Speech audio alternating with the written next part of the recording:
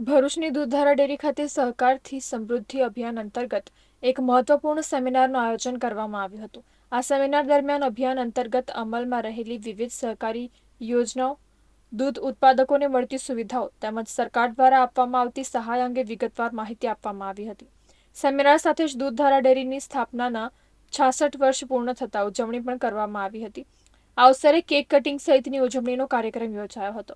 કાર્યક્રમમાં દૂધધારા ડેરીના vice chairman Sanjaysinh રાજ, managing director Narendra Patel સહિત ડેરીના આગેવાનો, અધિકારીઓ અને દૂધ ઉત્પાદકો મોટી સંખ્યામાં ઉપસ્થિત રહ્યા હતા. આગેવાનોએ સહકાર ક્ષેત્રની મહત્વતા અને દૂધ ઉત્પાદકોના આર્થિક સશક્તિકરણ માટે સહકારી સંસ્થાઓની ભૂમિકા પર પ્રકાશ પાડ્યો હતો.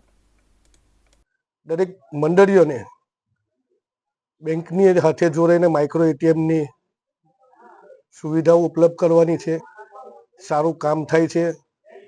તે સંદર્ભમાં આજની તારીખે હાંસોદ, અંકલેશ્વર, ભરૂચ અને વાગરા 4 તાલુકાની બેઠક હતી.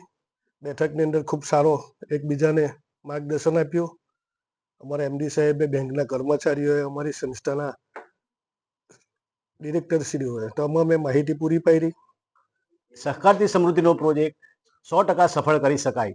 આ નિમિત્તે આજે દૂધધારા ડેરીને 18/12/1959માં જે રજીસ્ટ્રેશન થયું એના આજે જન્મદિવસ નિમિત્તે આજે બી બધાને કેક કાપીને પ્રોગ્રામ કરીને સારા બધા ડેરીના કર્મચારીઓ તથા અધિકારીઓ ઉપસ્થિત રહી અને એને ઉજવણી કરવામાં આવી.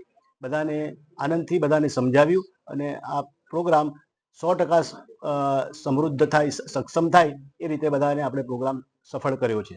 આભાર.